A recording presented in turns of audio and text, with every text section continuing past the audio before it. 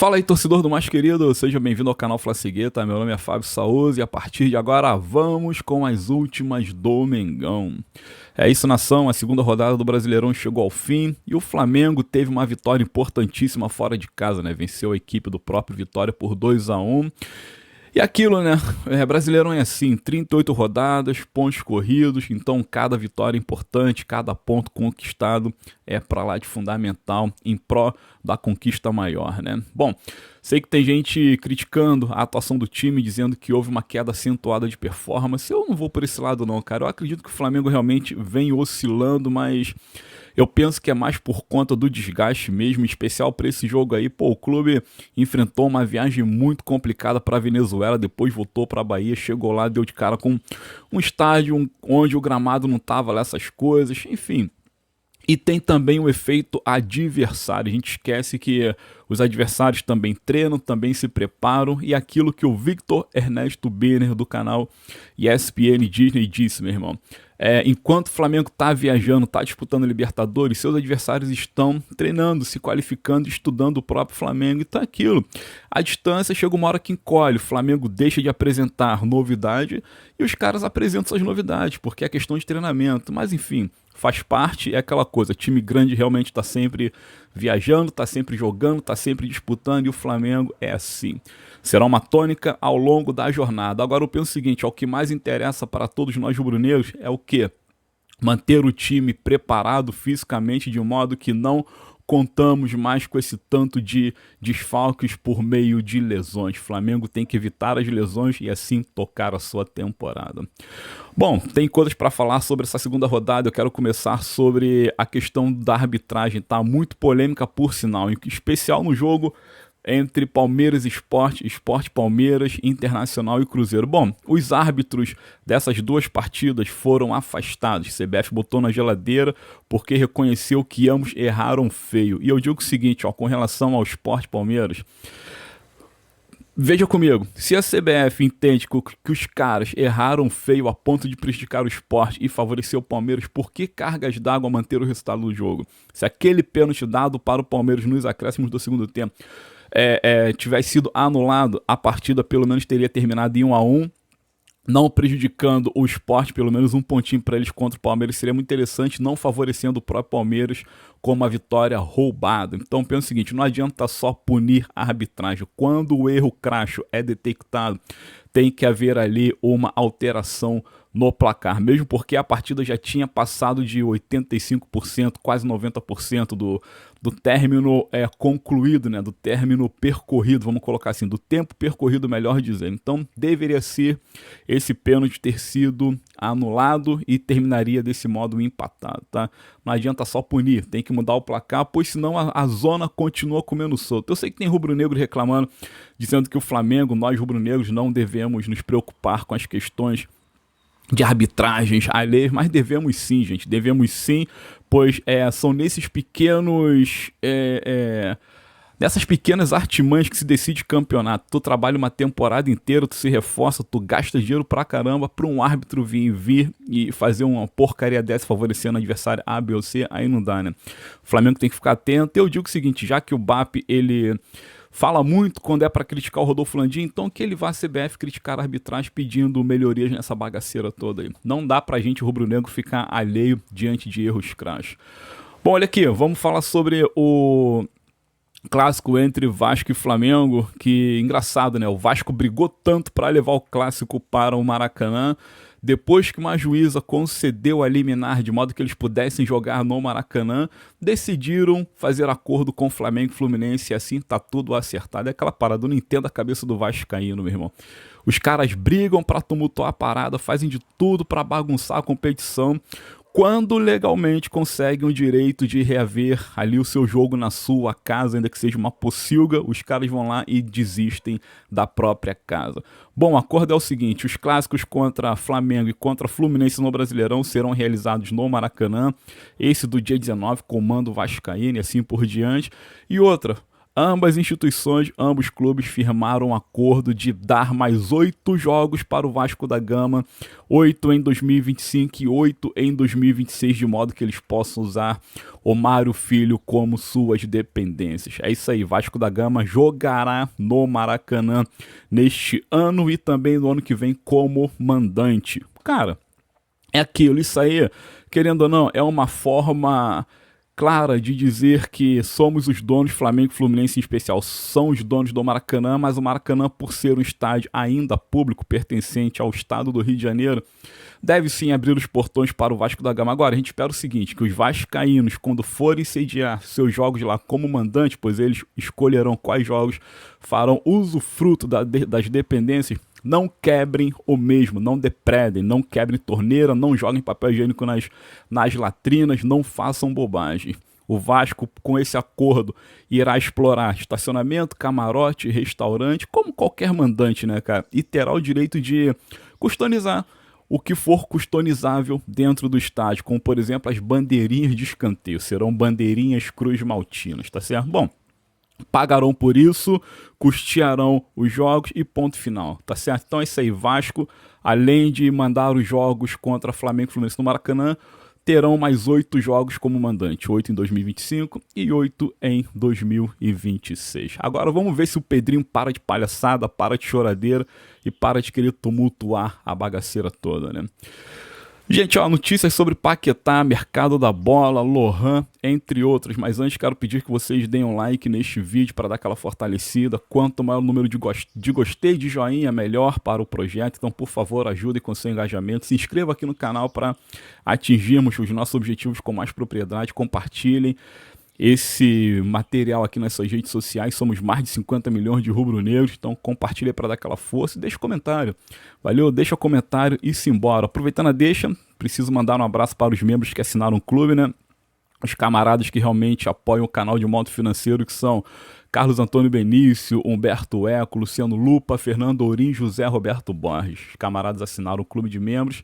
Estão lá, gente, estão lá ajudando bastante. Faça como eles. Para você que pode assinar, faça a sua assinatura, pois ela é fundamental para a saúde do canal Fla-Cegueto. Canal que está há 2 anos e 4 meses trabalhando firmemente. Valeu, tamo junto. Ó, pode ficar tranquilo, fazendo as assinaturas que elas são a partir de R$ 2,90, você terá muitas contrapartidas e todas elas para lá de interessante. Na boa, na moral. O Pedro BH, dono do Cruzeiro, deu uma canelada violenta no Gabriel Barbosa. Todos estão dizendo que não é sobre o Gabriel, mas entende-se que sim, cara. Ele deu uma entrevista ontem criticando demais o planejamento do Cruzeiro, criticando os altos contratos firmados recentemente, dizendo que não entende como se paga tanto no mundo do futebol, é muito jogador ganhando muita coisa, não rendendo nada. E ele diz assim, ó, olha a letra pro Gabriel Barbosa. Hoje tá tudo errado, reconhecemos, falei com o Alexandre Matos, que é, no caso ali, vamos supor, o diretor de futebol do Cruzeiro, né? Ele disse assim, pô, falei com o Matos, cara, contratamos muito errado, peço desculpas pra torcida, mas contratamos muito errado e não dá pra ser assim, não podemos mais errar. E eu espero que daqui a 5 anos a gente volte a contratar direito, volte a não errar mais, porque realmente tá complicado. Ou seja, se ele reclama que os valores praticados são muito elevados, né, salários altíssimos para esse bando de come-dorme, e diz que só nos próximos 5 anos, depois dos 5 anos, na verdade, ele terá condição de trazer mais equilíbrio para o Cruzeiro, entende-se o quê? Quem ganha muito alto e quem tem contrato de 5 anos feito agora? Gabriel Barbosa, Gabigol. E dizem que o Gabriel realmente não está rendendo nada. Eu, particularmente, não tenho acompanhado o jogo do Cruzeiro, porque não é de minha alçada, não é do meu interesse, mas o Gabriel fez um golzinho aqui ou outro acolá, mas o Cruzeiro foi eliminado vergonhosamente do Campeonato Mineiro pelo Coelho, pelo América Mineiro. O Cruzeiro tá tomando porrada toda hora aí no Campeonato Brasileiro, na Sul-Americana também andou levando uma cacetada violenta. Então assim, cara, projeto do Pedrinho BH naufragou. Por quê? Meu irmão, contratou Gabigol, contratou Dudu, contratou Fagner, é um bando de come-dorme, na verdade é uma colcha de retalhos que não serve nem para cobrir mendigo. Na moral, gente, é mó coisa isso aí. Então, entende isso aí, ó. Gabriel Barbosa está levando o Pedrinho BH ao desespero. Bem feito, só lamento, meu irmão. Lamento por ele, Lamento pelo Gabriel, que está no clube perdedor, poderia estar no Flamengo tentando dar a volta por cima e conquistando grandes coisas, mas é aquilo, meu irmão, cada um responde pelos seus atos, que forraram suas camas, agora que deitem nela. Flamengo em si, bora lá, porque tem coisa para falar. Questão do Jorginho, questão do Vinícius Tobias. Bom, o empresário do Jorginho já está no Brasil de novo, vai acompanhar aí o jogo do Santos contra o Bahia, se não me engano, ou acompanhou já, né? Foi final de semana, e estará no Maracanã para assistir Flamengo e Central Córdoba. Flamengo e Jorginho, através dos empresários, já se acertaram todas as bases salariais, financeiras, aquela coisa toda. Agora basta o volante fazer a assinatura e ponto final. Podemos cravar que Jorginho é jogador do Flamengo. E no mais tardar, primeira semana de junho, primeiros dias de junho, ele já chega no Clube Carioca, até porque o Arsenal em nada vai dificultar a sua vida. O Jorginho que se destacou nessa última rodada de Premier League e agora começa uma semana importantíssima enfrentando o Real Madrid pelas quartas de finais da Liga dos Campeões. É evidente que o Arsenal vai levar uma pancada violenta, eu quero mais que isso aconteça. Tá certo? Ó, Lucas Paquetá que tá passando aí pelo julgamento por ter fraudado 4 cartões amarelos em 2 temporadas distintas. Teve ali a oficialização da continuidade de sua carreira, pelo menos até o final dessa temporada 24/25, né? Até o meio do ano. Então, o resultado do julgamento pela suspensão ou banimento do meia só ocorrerá quando a temporada regular europeia chegar ao fim. Desse modo ele segue atuando. E se o Flamengo tinha interesse em contar com o jogador, meu irmão, vai ter que esperar mais um tempo. Porque só meio do ano para saber se ele vai ser banido ou não, o que vai acontecer com o Paquetá. Eu sei que seria assim, caso ele não pudesse mais jogar pela Europa, né, pela Federação Europeia, aquela coisa toda, né, UEFA, que seja, que ele viesse para o Flamengo e acrescentasse seu valor ao Mengão, pois realmente DNA rubro-negro faz a diferença, né? Por falar em DNA rubro-negro faz a diferença, o Lohan tá tendo uma retomada de carreira, voltou a marcar no jogo contra o Cuiabá, segundo jogo consecutivo que o Lohan marca gols, isso é um belo de um sinal, e eu espero que o José Boto esteja observando o garoto de perto, pois ao mesmo tempo que eles fizeram um trabalho para poder ceifar, meu irmão, um avanço do menino, ao invés de cuidar do moleque, simplesmente meteram na geladeira. Tomara que agora eles estejam também atentos a poder restaurar o garoto nos profissionais do clube, pois o Lohan realmente é uma joia que nós temos. Meteu gol em cima do Cuiabá, meteu gol contra o Fluminense e tá dando a volta por cima. Vinícius Tobias não vem mais, segundo o Vene Casagrande, tá? Houve essa ventilação ontem, um monte de canal pipocou o nome desse lateralzinho de 21 anos que ninguém nem sabe de onde veio, para onde vai, o que ele come, onde dorme, ninguém sabe de nada sobre o Vinícius Tobias. É simplesmente um moleque de 21 anos revelado pelo Internacional que estava lá no Shakhtar Donetsk, emprestado depois pro Real Castilla, que é o Real Madrid B. Alguns vídeos dão conta que ele é um lateral bom demais, ele é bom no 1 contra 1, dribla, é bom lançador, bom cruzador, é forte pra caramba, veloz, mas é aquilo, no DVD do Vinícius ele é tudo isso, e DVD por DVD, nós vimos o DVD do Juninho e ali o Juninho era melhor que o Ronaldo Fenômeno. Agora vocês estão vendo o Juninho no Flamengo, tá certo? Então isso aí não é parâmetro não. O fato é que contratação para suprir um lateral que hoje é da seleção brasileira, o que tu imagina? Um cara realmente acima ou do mesmo nível, estou me referindo ao Wesley. Quando tu pensa em trazer um moleque de 21 anos que tem que se firmar, que nunca jogou em clube grande, tudo bem, é novo, mas nunca chegou lá, para suprir o Wesley, meu irmão, tu tirar o cara que hoje é o melhor do Brasil e é praticamente um dos prediletos para manter ali a titularidade na lateral da seleção, por um cara, por um menino que não tem histórico nenhum, a não ser pelo DVD, aí o José Boto tá de sacanagem, né? Aí tá de sacanagem.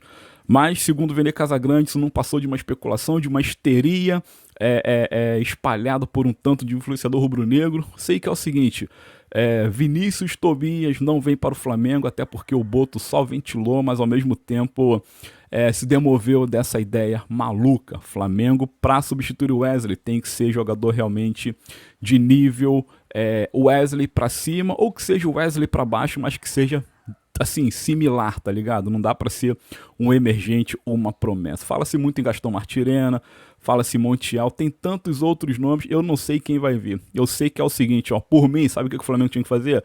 Fechar as portas de saída nessa janela de meio do ano, até porque não há necessidade. O Flamengo não vive com o Pires na mão, o Flamengo não precisa vender jogadores fundamentais nessa janela do meio do ano. Poderia sim chegar para o Real Madrid ou para o Barcelona, para o United, seja lá quem for que quer comprar ele, dizer o seguinte: não vou vender, cara. Não vou vender porque eu tenho uma temporada a ser conquistada. Preciso conquistar o Brasileirão e a Libertadores. E eu preciso do Wesley, assim como preciso do Gerson, do Bruno Henrique, do Pedro, do Plata, do Arrascaeta, de todos os jogadores. Então, fecha a janela para saída, meu irmão. Segura. Se o Real ficar de bico, se o Barcelona ficar de bico, paciência. Eles virão de novo atrás do Flamengo, porque é claro e notório que o Wesley seguirá na sua toada de evolução. O Flamengo não deve vender o Wesley, por quê? Meu irmão, tá pensando no lado esportivo? Então, pelo amor de Deus, boto, segura o garoto. Só dinheiro não faz verão. Futebol não é só fazer dinheiro, futebol é conquistar taça, né? E sem o Wesley, vamos lá, se sair ali uma proposta pro Coringa, pro mundo árabe, tu imagina, sem o Wesley e sem o Gerson, realmente o nosso clube vai passar por problemas, ainda que tenhamos ali o reforço do Jorginho a princípio. Bom, basicamente é isso, nação. Vamos agora observar a movimentação do rubro-negro e, claro, as novidades pipocando, nós voltaremos aqui para contar. Muito obrigado, deem um like neste vídeo, se inscreva, compartilhem e simbora. Tamo junto, esse é o canal Flasigueta e meu nome é Fábio Souza. Valeu, nação, muito obrigado.